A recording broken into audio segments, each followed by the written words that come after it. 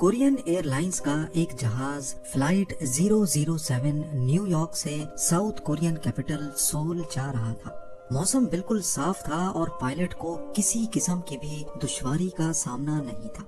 लेकिन इन सब चीजों के बावजूद भी ये जहाज क्रैश हुआ, और वो भी सिर्फ इस वजह से क्योंकि उसके पास वो चीज नहीं थी जो आज हम सब की पॉकेट में पड़ी रहती है।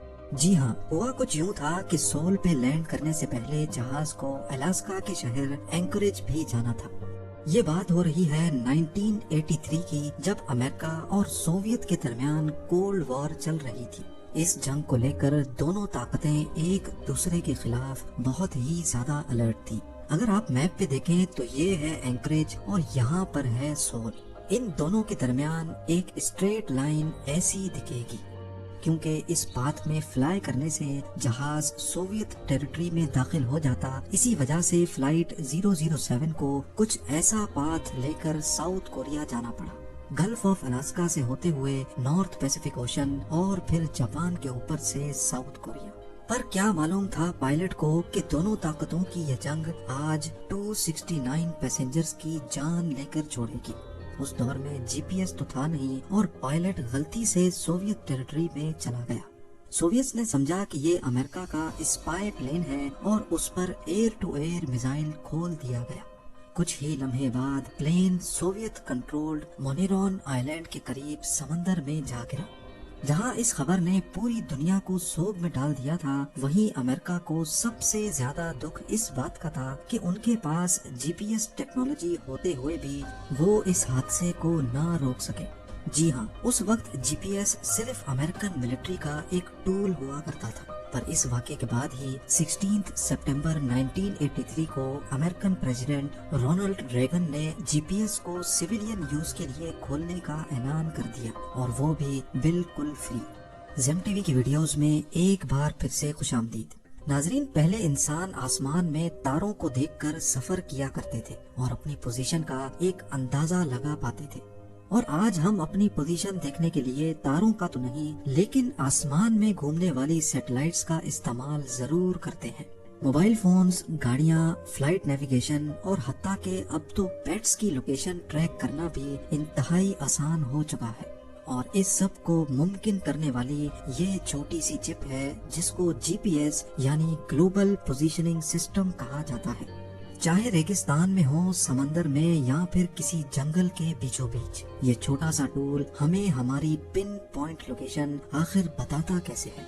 इतनी इम्पोर्टेंट सर्विस जिसके बगैर आज दुनिया का निजाम इधर से उधर हो सकता है, वो भला हमें फ्री में क्यों मिलती है? और गूगल मैप्स जीपीएस के जरिए लाइव ट्रैफिक प्रेडिक्शन कैसे कर पाता है?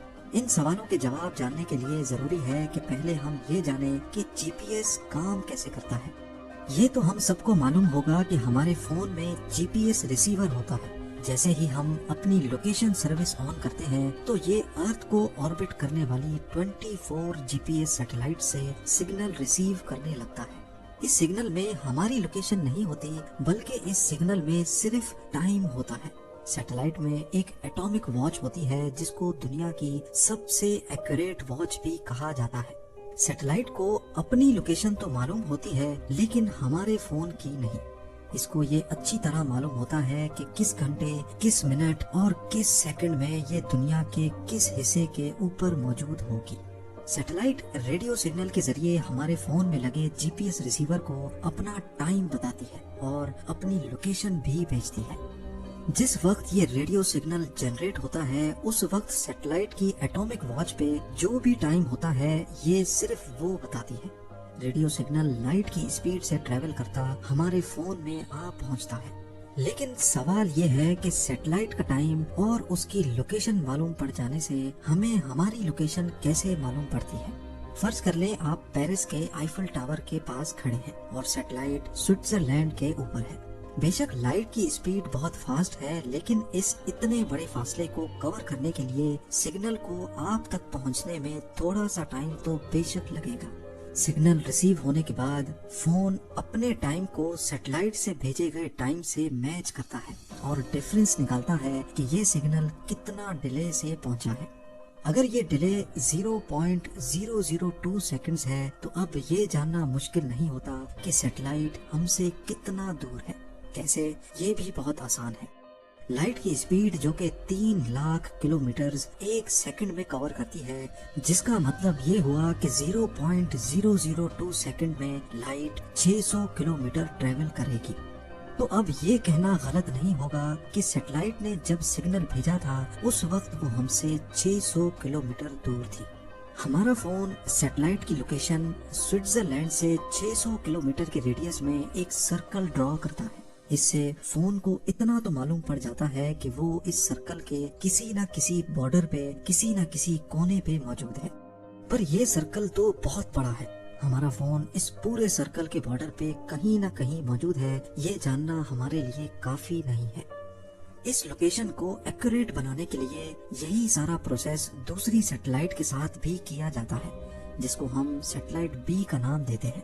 لیٹس سپوز سیٹلائٹ بی اس وقت اسپین کے اوپر ہے اور ہمارے فون نے اس تمام کیلکولیشن سے یہ معلوم کیا کہ یہ سیٹلائٹ ہم سے 1100 کلومیٹر دور ہے۔ اب ہمارے فون کے پاس ایک نہیں بلکہ 2 سرکلز آ گئے، ایک سیٹلائٹ اے کا اور دوسرا سیٹلائٹ بی کا۔ یہ دونوں سرکلز جہاں پر بھی ایک دوسرے کے ساتھ انٹرسیکٹ کریں گے، ہمارا فون بھی وہیں پہ موجود ہوگا۔ اس لوکیشن کو اب مزید پن پوائنٹ ایکوریٹ کرنے کے لیے فون کو کم از کم 4 سیٹلائٹ سے سگنل ریسیو کرنے پڑتے ہیں۔ جتنے زیادہ سرکلز بنتے جائیں گے، ہماری لوکیشن بھی اتنی ہی زیادہ ایکوریٹ ہوتی جائے گی۔ اس سارے پروسیس میں سمجھنے کی بات یہ ہے کہ لوکیشن سروس کا سب سے بڑا تعلق ٹائم سے ہے۔ اگر تو ریسیور یعنی ہمارے فون کا ٹائم 1 سیکنڈ بھی غلط ہوگا تو لوکیشن میں ہزاروں کلومیٹرز کا ڈیفرنس آ جائے گا۔ اس مسئلے سے نمٹنے کے لیے جیسے جیسے ٹیکنالوجی بڑھتی جا رہی ہے، ویسے ویسے جی پی ایس چپس بھی جدید ہوتی جا رہی ہے۔ آج کل کئی جی پی ایس ڈیوائسز میں بلٹ ان بیٹریز دی جا رہی ہیں اور ان کے اندر اپنی کلاک موجود ہوتی ہے۔ موبائل آپریٹرز اور انٹرنیٹ کی مدد سے آٹومیٹک ٹائم کو اپڈیٹ بھی کیا جاتا ہے۔ اب سوال اٹھتا ہے کہ آج کل تو کوئی فری میں کسی کو مشورہ بھی نہیں دیتا، تو آخر پھر اتنی بڑی فیسلٹی فری کیسے ہے؟ کیا اس سروس کے ذریعے پوری دنیا پر نظر تو نہیں رکھی جا رہی؟ پوری دنیا کا G P S system U S department of defence control کرتا ہے۔ یہ سیٹلائٹس صرف 1 وے سگنل بھیج سکتی ہے اور ان کو تو یہ بھی معلوم نہیں ہوتا کہ ان کو کس وقت کون کہاں سے یوز کر رہا ہے۔ تو اس بات کا تو سوال ہی پیدا نہیں ہوتا کہ فری سروس دے کر ہم پر نظر رکھی جا رہی ہو۔ اور یہ فری تو کنزیومر کے لیے ہے، جبکہ mobile manufacturers, airline industry اور ٹرانسپورٹ سیکٹر سے سالانہ ٹیکس لے کر ان جی پی ایس سیٹلائٹس کی کاسٹ کو پورا کیا جاتا ہے۔ یہ ٹیکنالوجی اب اتنی کامن ہو چکی ہے کہ اگر یہ نہ ہو تو پورے دنیا کی اکنامی کو اچھا خاصا نقصان اٹھانا پڑ سکتا ہے۔ فلائٹ نیویگیشن ڈسٹرب ہو جائے گی، ٹرانسپورٹ کمپنیز اپنی ٹرکس کو ٹریک نہیں کر پائیں گی، ٹریکر کمپنیز کا بزنس بند ہو جائے گا، اور ہو سکتا ہے کہ آپ کا فیوریٹ ریسٹورانٹ آپ کو وقت پر آرڈر بھی ڈیلیور نہ کر پائے۔ اگر بات کی جائے گوگل میپس کی تو لائیو ٹریفک پریڈکشن میں بھی سب سے بڑا ہاتھ جی پی ایس کا ہی ہوتا ہے۔ اگر ہمارے فون کا جی پی ایس آن ہوگا تو گوگل میپس ہر تھوڑے وقت کے بعد ہماری لوکیشن اپنے سرور پہ اپڈیٹ کرتا ہے۔ اس سے گوگل کے اے آئی بوٹ کو معلوم پڑ جاتا ہے کہ پوائنٹ اے سے پوائنٹ بی تک پہنچنے کے درمیان ہم نے کہیں اسٹاپ کیا کہ نہیں اور ہماری اسپیڈ کتنی تھی۔ یہی انفارمیشن گوگل اسی روڈ پر موجود دوسرے موبائل یوزر سے بھی لیتا ہے، اور پھر ان تمام انفارمیشن کی بیسس پہ پریڈکشن کی جاتی ہے کہ آیا روڈ پر ایوریج اسپیڈ کیا ہے، یہ روڈ دن کے کون سے ٹائم پہ زیادہ جیم ہوتا ہے اور کس وقت یہاں آسانی سے گزرا جا سکتا ہے۔